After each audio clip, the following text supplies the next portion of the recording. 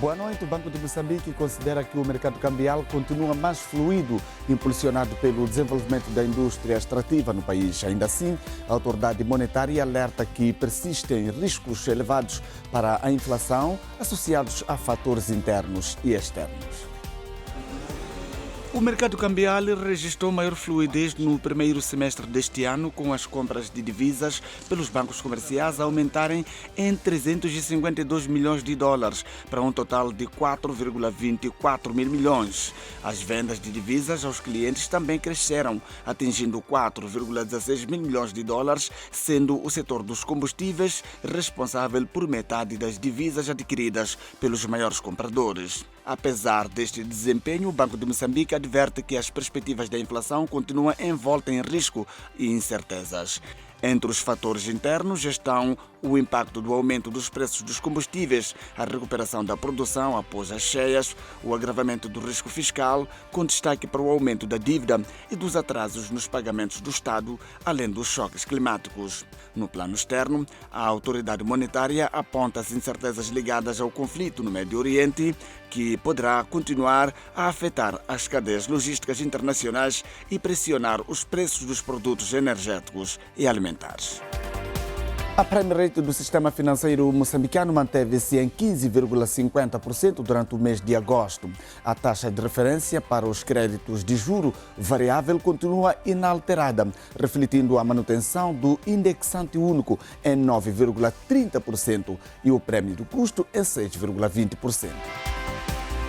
A decisão significa que não há alterações no custo de referência do crédito para famílias e empresas, embora a taxa final continue a depender do spread aplicado por cada instituição financeira.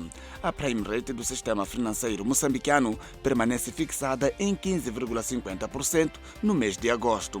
Segundo a Associação Moçambicana de Bancos, a taxa resulta da soma do indexante único, calculado pelo Banco de Moçambique, atualmente em 9,30%, com o prêmio de custo definido pela banca comercial de 6,20%.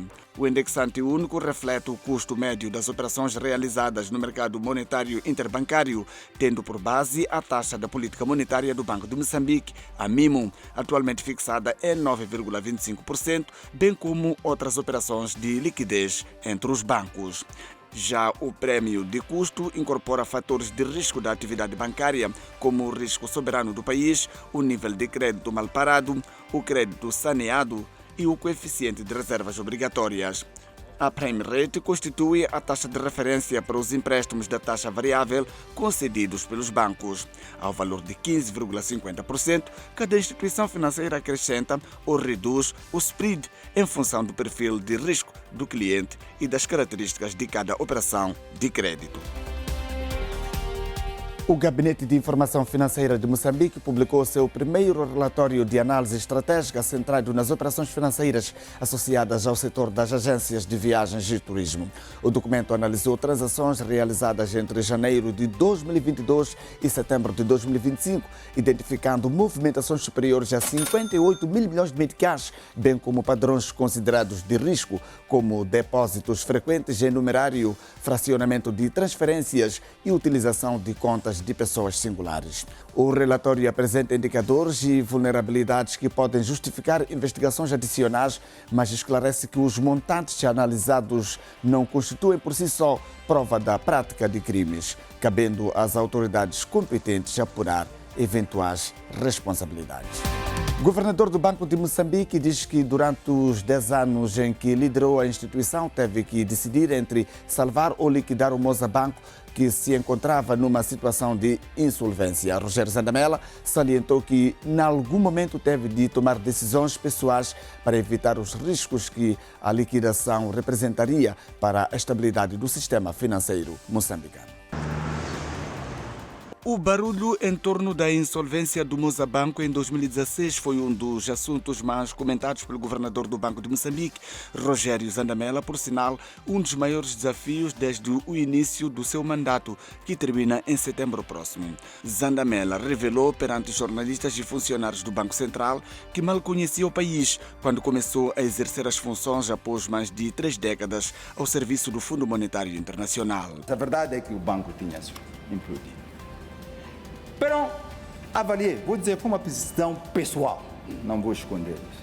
Foi uma decisão pessoal, porque nas regras, nas normas, não tínhamos nem regras nem normas para lidar com essa situação difícil. Porque segundo as normas, estritamente falando, a minha decisão era relativamente simples. Era mandar fechar, naquele momento. Liquidar, vender os ativos, distribuir o que sobrou. E pronto. Dada a importância sistêmica da instituição e as consequências que isso teria trazido, sobretudo depois, para o sistema financeiro, quando a gente fala disso, teria tido consequências sísmicas para o nosso sistema financeiro e para a nossa economia. Ia nos retardar por vários anos. Para Zandamela, a liquidação teria consequências profundas para o sistema financeiro e para a economia moçambicana. Mas não havia leis para tal. É importante dizer isso. Foi uma decisão individual. E pronto. Tomou-se a decisão, dei instruções aos colegas para fazer a intervenção que era necessária para... Primeiro ato era parar a hemorragia, porque ele estava a desgastar. A corrida pelos depósitos naquele momento era tal que era o primeiro sinal. E no momento que se apercebessem fora que os depositantes não tinham mais acesso ao dinheiro, o sistema já teria caído. Então era muito importante para nós intervir antes que o público se percebesse que o Moza já era. E isso implicava uma intervenção massiva e digo, não importa quem aparecer, o que pedir, dá-lhe o dinheiro. Se confiarem que há dinheiro, onde parar de se agitar. E deu certo. Mas ele é de risco, sabe por quê? Porque podia não ter dado certo. E quando não dá certo, o problema é a cabeça de quem ordenou. Porque amanhã pergunta, como é que você injetou tanto dinheiro para salvar uma instituição, para salvar um morto, com toda a sua experiência? Mas tivemos a sorte, deu certo, conseguimos rapidamente estabilizar e depois todo o processo que seguiu por aí. O governador do Banco Central falou também da polêmica em torno da escassez de divisas no mercado financeiro. Talvez com um ambiente mais melhorado. Recorda que isto começou num período complicado, ligado às manifestações pós-eleitorais. É aí que começaram os problemas. Verdade? Vocês têm que notar. E o banqueiro é conservador. Veio toda essa agitação de não entendo onde isto vai, sento-me no dinheiro. E não era só em dólar, em meticais também. Para. O risco não... Quando o banqueiro não pode avaliar o risco, senta-se. Encaixa, aumenta. E viu-se. Se olharam para os números, temos a presença. Esses números de liquidez aumentaram com eles, mas não estavam disponibilizados. A avaliação é diferente hoje. O país é outro.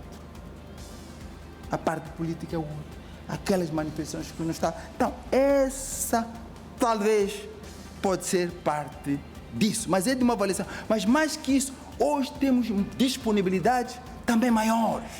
Rogério Zandamela sublinhou que, apesar de várias decisões difíceis que tomou, sente-se realizado por ter contribuído para a estabilidade macroeconômica do país. Eu estou neste momento da minha vida de serenidade completa, pessoal e profissional. Sabe por quê? Porque, do ponto de vista Fernando, me sinto realizado. Mesmo. Me sinto. E sou aquilo que sou. Eu não tenho outras agendas ocultas. Digo o que eu penso, transmito o que eu penso. Estão aqui, todos sabem. Eu sou assim mesmo. Excessivamente vertical. Então, me dá serenidade, tranquilidade. E é isso que se quer. E nesta fase, não é fácil na vida andar a bater portas à procura de emprego. Estou grato mesmo, muito grato da oportunidade que me deu de regressar a Moçambique, de aprender, crescer e contribuir para o país que me viu nascer. Envolvidos cerca de 10 anos, Zandamela começa a despedir-se do público. Não se sabe se vai ou não renovar, mas a verdade é que nós vamos fazer uma análise do seu mandato, os grandes principais atos que marcaram a sua liderança.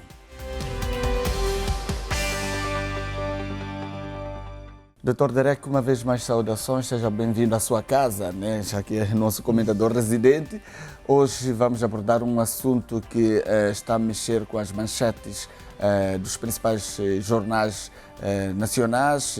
O governador do Banco de Moçambique já iniciou a despedida, neste caso dizendo que encontrou um sistema financeiro frágil e que ajudou a modernizar o sistema, para além de que ajudou a controlar a inflação do país, colocou a moeda estável durante os cerca de 10 anos. O caso do Mozabanco, por exemplo, foi o primeiro grande teste ao seu mandato, segundo disse. Que avaliação podemos fazer findos os 10 anos, portanto, de governação de Zandamela ao Banco de Moçambique? Bom, saudações a si, saudações aos telespectadores, saudações à equipe técnica que nos acompanha. A dizer que, pronto, acompanhamos com a devida atenção os pronunciamentos do governador Zandamela no último CPMO e reagindo a perguntas que foram colocadas sobre a avaliação que fazia do seu mandato, ele elencou um conjunto de desafios que enfrentou. Primeiro, a questão relativa ao Banco Moza e, segundo, há uma questão relativa também ao nosso banco, em que as decisões foram diametralmente opostas.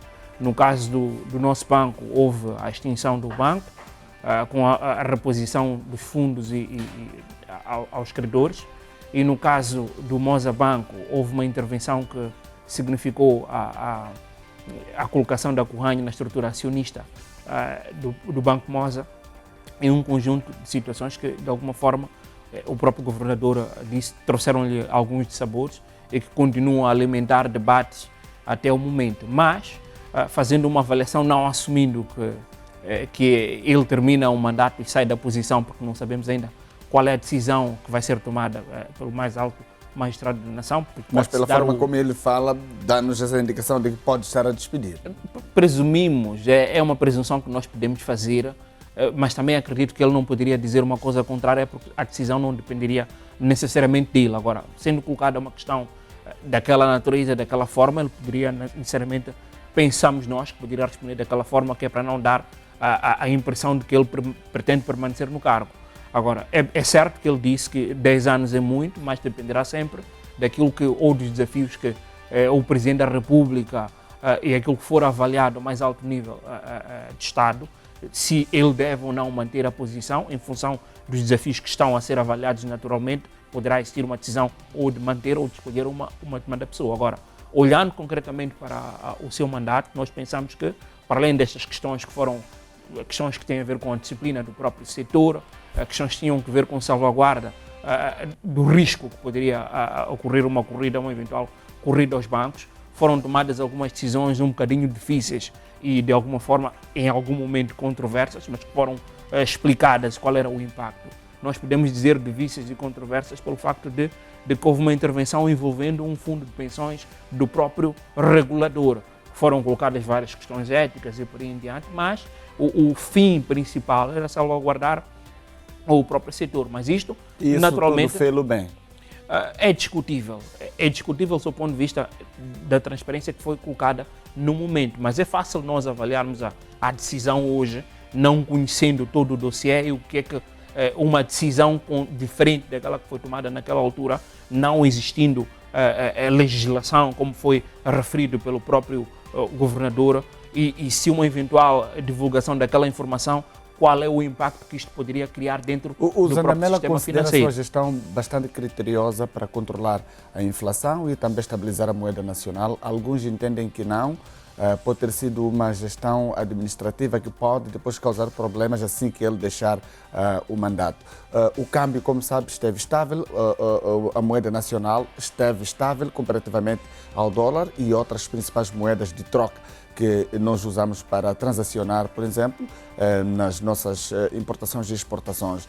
Qual a sua visão relativamente a esse pensamento? Também acha que foi uma gestão criteriosa ou uma gestão que foi para controlar a situação até que deixe o mandato? Bom, aí nós podemos primeiro dizer que houve efetivamente um controle da inflação. Isto é importante dizer. Conseguiu-se alcançar números de inflação abaixo de um dígito, em algum momento com algumas oscilações naturais.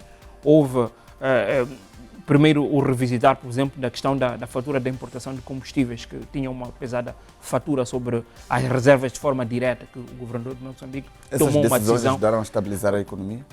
Podem não ter ajudado a estabilizar a economia, mas contribuíram para uma maior disciplina do mercado, que é importante que isso ocorra, não sendo uma responsabilidade primária, pode ser vista dessa forma. Agora, se nós estivermos a olhar para aquilo que foi o comportamento da inflação, nós podemos dizer que houve necessariamente um controle da inflação. E quando se controla a inflação, não só se protege o poder de compra das famílias mais afetadas por isso, mas também temos de compreender que existem algumas variáveis que não são apenas controláveis pelas políticas monetárias. Existem algumas das condições que a própria economia deve responder, existem algumas variáveis que devem ser de controle ao nível da política fiscal. O que nós podemos dizer garantidamente é que todos os esforços do lado do regulador, enquanto ele permanecia como governador do banco, para o controle da inflação, foram tomados com alguma eficácia. Agora, este controle pode ser que tenha um pesado custo para as empresas que dependem da moeda estrangeira, por exemplo, podem ter um pesado custo para as empresas que operacionalizam em moeda estrangeira. Mas note, há aqui objetivos macro e objetivos micros a ser alcançados. Uma das coisas é proteger o poder de compra das famílias, porque não se pode hipotecar isso, também proteger o valor das nossas exportações e garantir que exista disponibilidade de recursos em moeda nacional, que é para poder E durante fazer este importações. período as famílias conseguiram comprar para o seu consumo? Podemos dizer, é complicado. Houve outros fatores que podem É o que ter... nós dizíamos, houve outros fatores que influenciaram, que pesaram na fatura. Nós, quando ele inaugurava o mandato, nós estávamos no boom da problemática das dívidas ocultas, ou dívidas, que foram consideradas dívidas ocultas naquela altura, em que boa parte dos mercados financeiros internacionais recusavam-se a financiar. Então, todos estes fatores, com a saída de alguns parceiros de cooperação que deixaram de financiar diretamente, primeiro por questões relacionadas com as dívidas ocultas, alegadamente, mas nós sabemos que alguma parte da justificação está relacionada com mudanças de política, mudanças de governos europeus e por em diante, que determinaram uma retirada ou uma mudança de política externa de financiamento aos países africanos. Agora, aquilo que foi utilizado como justificativa para a retirada é eventualmente isto. Esse é o momento em que ele inaugura o mandato, ele entra, e esses fatores podem de alguma forma ter contribuído para que isto não fosse sentido, os impactos das medidas não fossem sentidos de forma concreta pelas famílias. Mas olha, o Zandamela esteve entre decidir liquidar e salvar o Mozabanco. A decisão de salvar o Mozabanco foi acertada avaliando pelo tempo que passa, surtiu efeitos positivos, salvou o seu impacto na economia, na sua ótica? Bom, o Banco Moza existe até os dias que nós nos encontramos, está operacional, está a operar, tem estado a demonstrar pelos relatórios financeiros progressos bastante significativos. Isto mostra que, de alguma forma, a decisão foi correta do ponto de vista de intervenção. Salvou-se a marca, salvou-se o mercado, o próprio mercado, e a instituição não deixou de existir. Do ponto de vista de medidas, nós pensamos que foi uma decisão acertada. O que se pode questionar são os critérios de transparência, critérios éticos envolvendo o próprio o fundo de pensões, como nós estávamos aqui a fazer a referência. Mas nós chamamos sempre a atenção é que nós, ao avaliarmos esta situação, temos de ter em consideração é que qualquer informação que pudesse, naquela altura, ter saído, poderia de alguma forma chegar aos depositantes ou aos clientes da própria instituição. Isto poderia significar uma corrida aos bancos, que de alguma forma é o que se pretendia garantir que não acontecesse. Houve essa salvaguarda do interesse público na intervenção do Banco Central? Houve salvaguarda do interesse público, entretanto, o que se pode questionar. Estamos a falar de depositantes, exatamente. Todos os clientes envolvidos. Exatamente. Houve salvaguarda destes. O que se pode questionar é a que custos. Quem é que poderá eventualmente ter sido prejudicado se não estivermos a olhar para a estrutura acionista. Mas note que mesmo o próprio Conselho de Administração da instituição tem algumas responsabilidades. Se houve intervenção, houve alguma justificativa para que tal ocorresse. Se a situação fosse notadamente positiva, se calhar não haveria a justificação de uma intervenção. O que se questiona e o que está a ser discutido, o que alimenta o debate internacional, é a questão de a razoabilidade de utilizar um fundo interno da própria instituição. Aí coloca-se questões de transparência. Agora, temos de também questionar se existiriam outros fundos ou outras instituições, outras entidades que estariam dispostas a participar do negócio. Alguns entenderam que havia conflito de interesse. Alguns setores questionaram, por exemplo, a intervenção do regulador no Mozabanco, envolvidos esse período que foi, portanto, salvo o banco, Exato. podemos assim dizer. Que riscos acha que foram assumidos pelo Banco de Moçambique ou que o mercado pode vir a assumir nos próximos tempos? Bom, pensamos nós que o principal risco é que a intervenção não resultasse numa manutenção da instituição. E esse foi ultrapassado sem que tal ocorresse. Estamos a dizer que o Banco Moza existe, está sólido e continua a operar dentro do próprio mercado.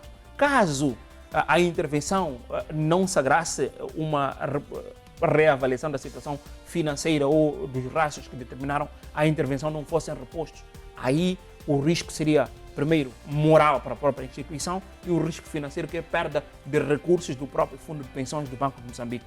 Isto não ocorreu. O segundo risco que nós podemos incluir é o risco moral. Neste momento, ou a situação que foi colocada, mas também o governador do Banco de Moçambique fez referência que na altura da intervenção não existiam instrumentos que permitiam que o regulador agisse de uma forma diferente. No momento atual, houve uma revisão do instrumento legal que permite a intervenção. Naquela altura, o que nós estávamos a dizer é que qualquer outra instituição que tenha um peso sistêmico dentro do sistema financeiro estaria em condições de fazer o mesmo na expectativa que o regulador pudesse também intervir e entrar na estrutura acionista. Esse é o risco moral da situação. Ou seja, os principais bancos, os 4 maiores, poderiam tomar decisões que colocassem numa situação igual na expectativa de que o regulador pudesse, da mesma forma, intervir ou salvar a instituição. A ideia de um potencial, ou a existência de um potencial salvador pode, de alguma forma, fazer com que haja um relaxamento prudencial. Então tem o lado positivo e o lado negativo. O lado negativo. Mas houve um trabalho.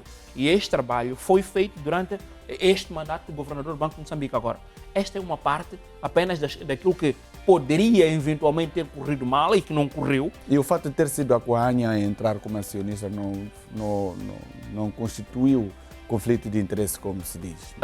O conflito de interesse, ele pode ser declarado quanto eu olho desta forma. Há um potencial conflito de interesse por ser um fundo de pensões do próprio regulador, por ter informação privilegiada até da própria instituição, como o regulador tem informação, os relatórios podem ter visto uma oportunidade de um bom negócio. É uma alternativa.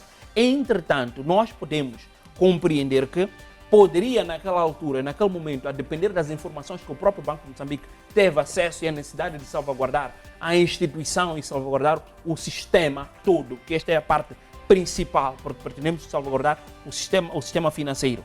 O Banco de Moçambique pode ter tomado a decisão na existência de uma outra instituição que pudesse, em tempo imediato, poder salvar a instituição. O tempo determinou que, se calhar, fosse buscar um instrumento que estava disponível naquela altura para realizar aquela operação. Mais importante do que a decisão que foi tomada no passado é as lições aprendidas. O que é que se aprendeu, que tipo de instrumentos? As lições determinaram, por exemplo, que fossem melhorados os instrumentos de intervenção, que até fossem, nós vimos a colocação de inspetores residentes dentro das instituições, que é para acompanhar situações de riscos prudenciais. Então foi tomada uma decisão que, de alguma forma, permitiu que o regulador tivesse aprendido de acordo com situações factuais. Podemos nos questionar como é que a situação evoluiu rapidamente, tão rapidamente, até aquele momento, e podemos hoje avaliar se o governador terá agido mal, mas é em função de uma situação que estamos a ver hoje, porque tudo está a correr bem.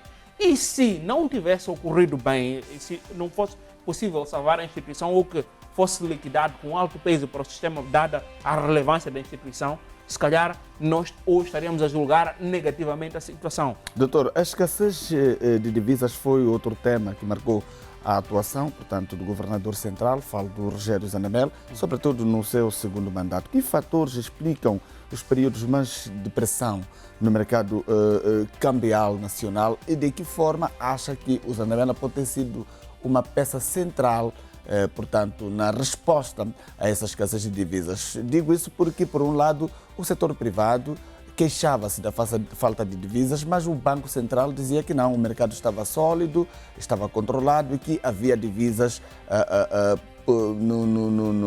na banca comercial. Houve um tempo em que se disse que a culpa seria dos bancos comerciais. Eles é que não estavam a soltar, portanto, a moeda estrangeira para a importação de bens e serviços em Moçambique. Bom, olha, eu tenho uma forma de ver um bocadinho diferente para a questão daquilo que são as várias leituras existentes na nossa sociedade. Primeiro, a responsabilidade de gerar recursos em moeda estrangeira não é necessariamente do regulador ou do Banco de Moçambique. Eu entendo que a própria economia que deve produzir recursos em moeda estrangeira deve exportar recursos, ou seja, devemos produzir e exportar para que tenhamos recursos em moeda estrangeira, no caso, o dólar. Não estando a produzir suficientemente, não estando a exportar, é compreensível que não exista moeda estrangeira suficiente que é para suportar a nossa fatura, a fatura das importações e por aí em diante. O que ocorre é que boa parte do tecido, ou do tecido econômico, ele sustenta-se muitas vezes por uma economia de prestação de serviços baseada muito mais em importações do que produção e exportação. Isto é para explicar uma das partes, uma das componentes relacionadas à problemática das divisas, em primeira mão. Segundo, é que nós estamos numa economia de mercado. Estando numa economia de mercado, tanto a banca ou qualquer uma outra entidade que participa dentro da própria economia é livre de tomar a decisão de entrar no negócio ou não. Estamos a ter de forma diferente, é que não existem instrumentos que obriguem os bancos a fornecer moeda estrangeira aos seus clientes. Os bancos vão avaliando o tipo de relação que tem com cada um de clientes e cada perfil de clientes, vão olhando qual é a importância e tomam a decisão a olhar primeiro para o risco presente, o risco cambial e por aí em diante, e outro tipo de risco, tomam a decisão se vão ou não financiar. Sucede que parte deste problema de divisas ocorre no momento em que nós tivemos manifestações que destruíram parte do tecido econômico. Isto pode, de alguma forma, ter justificado a decisão ou o comportamento do sistema financeiro em não fornecer divisas, porque boa parte dessas importações obrigam instrumentos de pagamento creditício, são cartas de crédito ou instrumentos de pagamento que pressupõem obrigações por parte do banco e que pode, de alguma forma, estar num momento de desequilíbrio ou de risco de manifestações ou surgimento de eventos que possam destruir o tecido econômico. Alguns bancos tomaram a decisão de não financiar por uma eventual incumprimento por parte das empresas relativamente às obrigações. Mas as contestações, muitas delas, foi pelo fato de que o Banco de Moçambique dispunha de moeda estrangeira para importar bens e serviços num período de cerca de 6 meses. Alguns diziam que podia, por exemplo, ter reservas de 3 a 4 meses, não acumular dólar para 6 meses. Foi uma decisão acertada, na sua ótica? Sim, eu dizia que já lá vamos. Houve esta atitude dos bancos em tomar a decisão se podiam entrar ou não. Agora, o Banco de Moçambique, como regulador, tem acesso à informação financeira das instituições, olhar para as posições em termos de moeda estrangeira. Pode ter avaliado o mercado e constatar que se eu entregar, daqui a 3, 4 meses posso ter problemas. Podem ter acontecido duas coisas. O Banco de Moçambique estava a informar o mercado nas comunicações em que dizia que existe moeda estrangeira em função dos relatórios contabilísticos das instituições financeiras. Mas compreendamos que o facto de uma instituição financeira dizer que tem à sua disposição moeda estrangeira não quer necessariamente dizer que estão disponíveis nas praças onde essa moeda estrangeira é necessária para financiar a fatura das importações, numa primeira mão. Depois, nós vimos que durante este processo em que o Banco de Moçambique foi dizendo, houve uma tomada de decisão que o Banco de Moçambique retirou-se da fatura das importações de combustíveis. Se o Banco de Moçambique financiava a operação das faturas de combustíveis, essa fatura passou a ser fornecida, a ser suportada diretamente a partir da banca comercial. A questão é, havia interesse, havia capacidade das distribuidoras de constituir garantias que é para poder obter recursos em moeda estrangeira. Pode ter, de certa forma, entre aspas, enxugado a moeda estrangeira para o seu benefício. Pode ter enxugado, pode ter precipitado uma corrida à moeda estrangeira, dado que passou a existir mais uma entidade que demandava olhamos para os números ou os rácios da fatura de importações, cerca de 50% das necessidades de moeda estrangeira servem para cobrir importação de combustíveis. Se antes era o próprio Banco de Moçambique que suportava, que transferiu isto para a banca comercial, pode ser que a banca comercial não tivesse o preparo antecipado de ter em termos de divisas e que passou a concentrar nessa atividade ou a repartir esses recursos em função dos segmentos. Esta é apenas uma das justificações que pode, de alguma forma, ajudar-nos a compreender os fenómenos das divisas. Agora, o que nós temos de compreender é que foram tomadas decisões pela parte do regulador que podem ter precipitado a situação, mas essa decisão em si, na altura, visa disciplinar o mercado. Agora, a questão das reservas líquidas aí é discutível em que momento é que o Banco de Moçambique poderia ou não ter intervido no setor ao olhar para a situação dos combustíveis que nós verificamos, e é questionável as decisões, mas note que o Banco de Moçambique está a olhar para riscos atuais e riscos futuros ao pensar nos mercados, e podemos questionar outras coisas, que são se é justo, é correto, é justificável que o Banco de Moçambique utilize parte das reservas nacionais de todos, que é para poder financiar operações de empresários e não de toda a economia no seu todo. Doutor, a próxima questão é bastante desafiante. Depois de 10 anos à frente do Banco Central, o governador de Moçambique fez tudo o que fizemos menção aqui, controlou o câmbio, a inflação, recuperou o Banco Moza.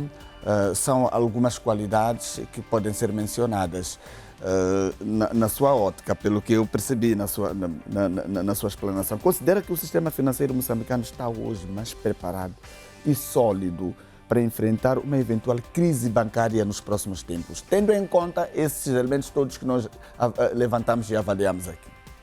Bom, nós levantamos esse e eu acrescentaria mais. O banco, se caso tome-se a decisão da saída do governador, temos de incluir mais um elemento. Temos um novo subsistema de pagamentos, como é o caso do METIX, que o Banco de Moçambique implementou com custo zero.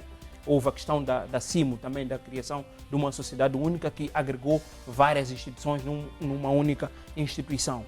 São bandeiras que podem ser elencadas, agregadas ao atual governador. Agora, se nós temos um sistema sólido, sim, os números apontam que o nosso sistema financeiro é cada vez mais sólido, os rácios de solvabilidade indicam isto. Agora, há uma coisa que nós temos de incluir, que também é responsabilidade do Banco Central: aumentar ou dinamizar a competitividade dentro do setor econômico.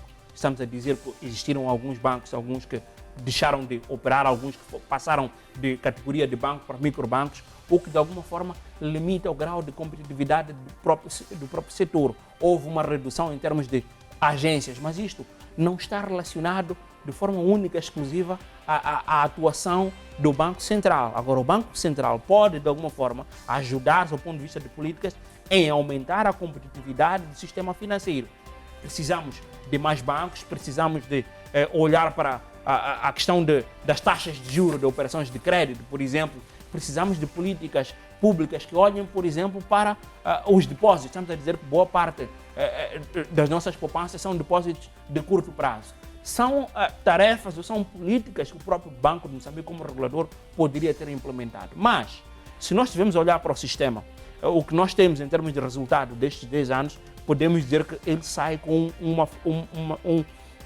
uma visão positiva, independentemente das questões que possam existir, das leituras que o mercado possa, primeiro na questão das divisas, segundo na questão das intervenções que foram feitas dentro do Moza Banco. Mas, se nós estivermos a olhar para o Moza Banco, temos sempre de considerar que o Moza Banco existe, é uma marca sólida e continua a operar dentro do próprio mercado. E essa análise não pode ser deixada de lado e podemos nos questionar o que é que poderia ter sido caso não tivesse existido uma intervenção daquela natureza. Agora, as questões de transparência, questões éticas, eu olho para o aprendizado. É fácil julgar o passado, mas precisamos compreender que o passado deve nos permitir retirar lições de aprendizado.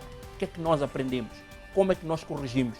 Que mecanismo para que o próximo governador, caso seja essa decisão, possa ter ou estar munido para que não tome decisões ou questionáveis como aquelas que foram tomadas que, de alguma forma, ajudaram a salvar o sistema financeiro no seu todo. Doutor, avaliando pelo número de programas aprovados pelo governo de Moçambique, tudo indica que uma das grandes apostas é gerar renda, sobretudo à juventude. O governo de Moçambique aprovou esta semana o Programa Nacional de Desenvolvimento Cooperativo,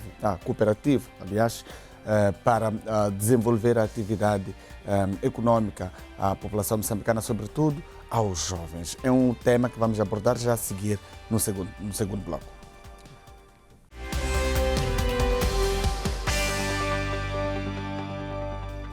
O Conselho de Ministros aprovou esta terça-feira novos códigos do processo aduaneiro e fiscal. Os instrumentos legais visam garantir celeridade na tramitação dos processos e adequar a legislação às atuais necessidades do país. O Conselho de Ministros aprovou as propostas de lei que instituem o novo Código do Processo Aduaneiro e o novo Código do Processo Fiscal, revogando diplomas em vigor desde as décadas de 1940. A aprovação do Código do Processo Aduaneiro visa, entre outros objetivos, reforçar a garantia da defesa dos direitos e interesses legalmente protegidos dos particulares e tornar a justiça fiscal aduaneira cada vez mais acessível e célere para os que dela demandam. Reforçar a proteção dos interesses do Estado através da definição clara do papel do Ministério Público, bem como da formalidade dos julgamentos dos processos. Por sua vez, o Código do Processo Fiscal revoga o diploma legislativo número 783, de 18 de abril de 1942, reunindo num único instrumento legal a legislação processual fiscal. Com a presente reforma, pretende-se, entre outros objetivos, aglutinar num único instrumento legal a legislação processual fiscal, garantir a celeridade na tramitação dos processos fiscais, que é condição essencial para uma melhor justiça, adequar a legislação processual às alterações na composição dos tribunais fiscais. Na mesma sessão, o Governo aprovou o regulamento da Lei do Caju, que incide nas componentes de fomento, produção, armazenamento, comercialização, exportação e importação do caju. O governo espera arrecadar mais de 57 mil milhões de meticais até 2030 com a implementação da Estratégia do Turismo de Negócios em Moçambique, designado MAICE. O anúncio foi feito esta terça-feira após a 23ª sessão ordinária do Conselho de Ministros. Na 23ª sessão ordinária do Conselho de Ministros, o Executivo aprovou a implementação da Estratégia do Turismo de Negócios em Moçambique, período 2026-2030, designada MAICE. Com este projeto, perspectiva-se o mercado global do mais arrecadar um valor superior a 900 milhões de dólares, com crescimento sustentado até 2030. A estratégia MAICE está focada no turismo voltado para reuniões, incentivos, conferências, eventos, entre outros. Arrecada 106 milhões de dólares como resultado da realização de 38 conferências, congressos e reuniões de incentivo. Esta iniciativa não vai ser privada, não vai ser particular nem do governo, nem particular do setor privado. Vai ser uma ação, complementar uma do outro. O papel do governo neste processo em concreto é criar facilidades para que os grandes eventos sejam realizados. Os eventos podem ser públicos, mas também podem ser privados. Segundo o porta-voz do governo, a estratégia do MAICE visa contribuir para uma ocupação e exploração da cadeia de valores no setor de hotelaria em todos os períodos do ano.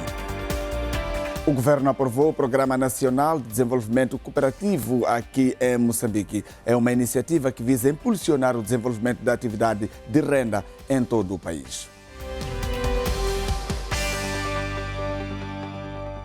Doutor, estamos já no nosso segundo tema. Qual é o principal, na sua ótica, objetivo do Programa Nacional de Desenvolvimento Cooperativo aprovado pelo governo, olhando para toda a sua especificidade e aquilo que é a condição atual do mercado? Muitos jovens que precisam de emprego, embora o governo tenha aprovado o Fundo de Desenvolvimento Local, se calhar ainda não é suficiente para enxugar a quantidade da juventude que parte já tem formação e não tem emprego hoje. Bom, é verdade que existem várias necessidades de emprego, mas nós temos de olhar para essa situação a partir da informalidade da nossa economia.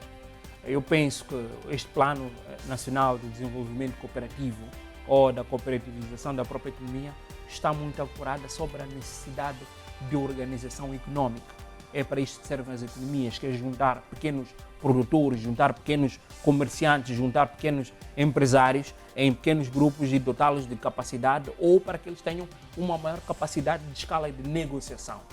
Nessa perspectiva, nós já vínhamos debatendo de várias formas, existem vários estudos que mostram que os países em vias de desenvolvimento que saíram desta posição em que nós nos encontramos, primeiro optaram pelas pequenas e médias empresas, olharam para políticas que visam cooperativização. E uma das alternativas é mesmo juntar pessoas, agregarem em pequenas cooperativas, que é mais fácil de direcionar políticas. O governo aprovou acertadamente esta estratégia, aprovou uma documentação que já existiam, documentos anteriores que não tinham mecanismos reguladores. Nessa perspectiva de um governo que tem estado a implementar reformas e que nós temos estado a ver, veio esta decisão de aquilo que já havia sido aprovado do ponto de vista de lei, que faltava instrumentos de apropriação que permitisse que o governo pudesse direcionar políticas, fosse aprovado um instrumento. O principal objetivo, penso eu, é organizar. Esta organização vai permitir que o governo, nas metas que são bastante ambiciosas, até que foram anunciadas, que é fomento de emprego, criação de pequenas e médias empresas e por em diante, possa ser cumprido. Agora, temos é que compreender que esta estratégia ou esta política deve ser acompanhada de recursos financeiros. O FDEL, que fez referência, responde apenas a uma parte das necessidades atuais existentes na nossa economia ou das necessidades de empregabilidade. Podemos, naquilo que nós temos estado sempre a discutir, aqui conjuntamente, é que as políticas públicas que vêm sendo aprovadas, elas devem trabalhar de forma sincronizada. Há uma política de cooperativização, podemos incentivar através do FDEL que os jovens juntem-se, criem-se uma cooperativa a olhar para esta estratégia que foi aqui aprovada e aproveitar alguns recursos que podem estar a entrar. O FDEL pode também ser uma alavanca para a criação, por exemplo, de cooperativas de alguns jovens que estejam baseados em zonas recônditas e, por sua vez, ganharem mais dinheiro em conjunto do que uma iniciativa individual. Recomendamos.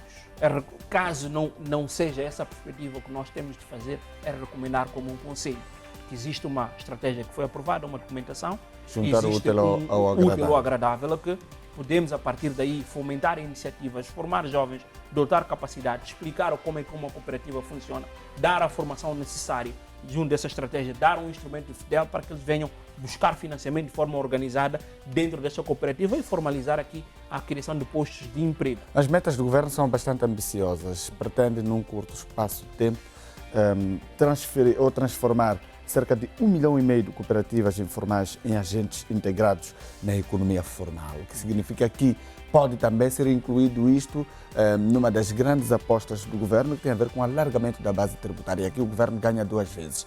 Tem jovens a trabalhar e depois consegue captar receita para os cofres do Estado. Bom, aqui a questão é, eu defendo sempre, e vou continuar a defender isto, que a primeira ideia que nós temos de vender é certo que nós pretendemos alargar a base tributária.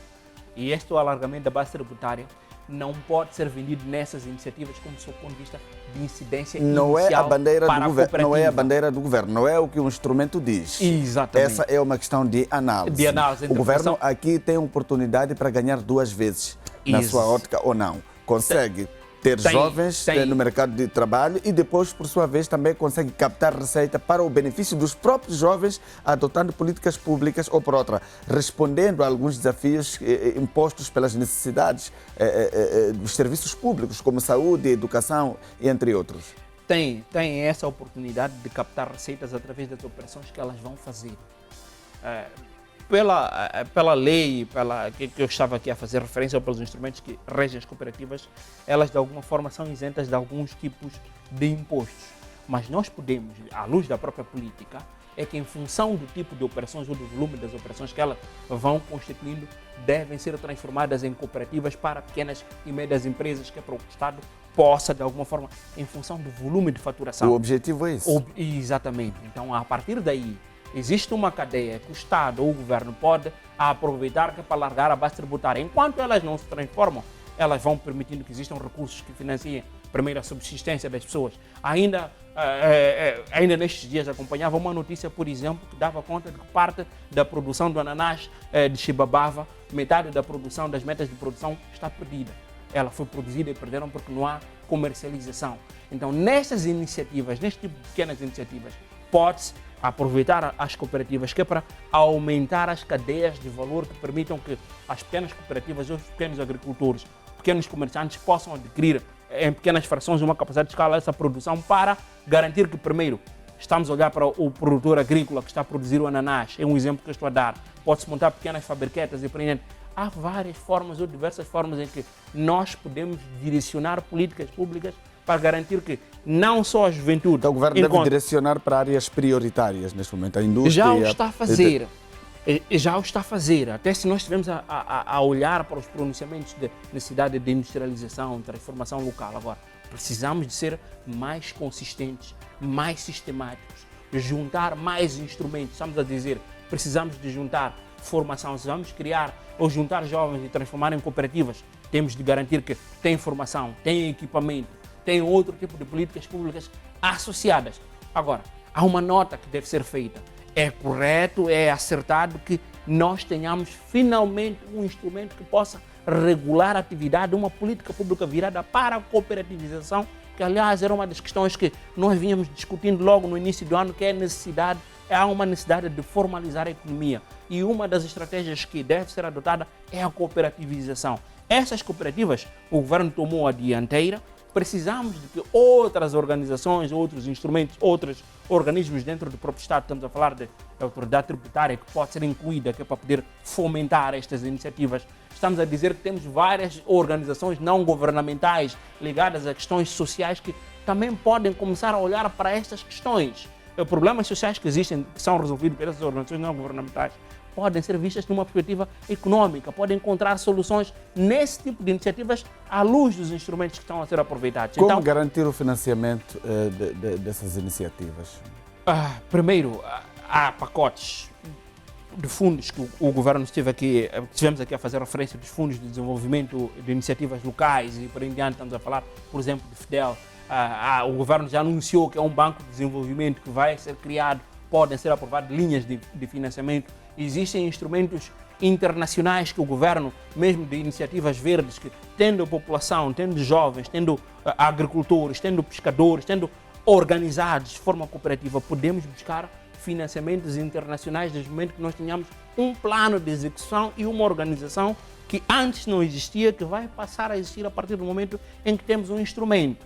Então, há essas iniciativas internas que podem de alguma forma ser juntadas e nós podemos ir buscar financiamentos internacionais desde o momento que estejam alinhadas à necessidade de financiamentos concessionais que está dentro do instrumento da política de financiamento que o governo adotou. O governo tem como recuperar quando as empresas ou as cooperativas estão formalizadas.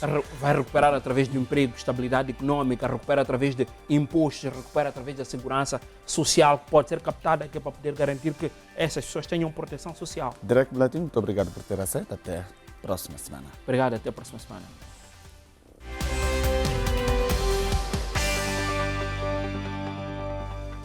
Enquanto os grandes projetos procuram impulsionar a industrialização, o governo aposta também na economia de base comunitária. O novo Programa Nacional de Desenvolvimento Cooperativo pretende transformar milhares de pequenos produtores em agentes ativos da economia formal. O Conselho de Ministros aprovou o Programa Nacional de Desenvolvimento Cooperativo para o período 2026-2046. O plano estabelece metas ambiciosas, entre elas a criação de 10 mil cooperativas, a integração de cerca de 1,5 milhão de operadores informais e geração de aproximadamente 500 mil empregos. A iniciativa pretende reforçar cadeias de valor na agricultura, pescas, florestas, mineração e outras atividades produtivas, promovendo maior organização dos produtores, acesso ao financiamento e aumento da produção nacional. O desafio passa agora pela implementação efetiva das medidas e pela capacidade de transformar estas metas em resultados concretos para as comunidades. Vamos agora conferir a informação cambial que nos é fornecida pelo Banco de Moçambique. As tabelas refletem as taxas praticadas nas transações entre o Banco Central e a banca comercial e entre os bancos comerciais e o público.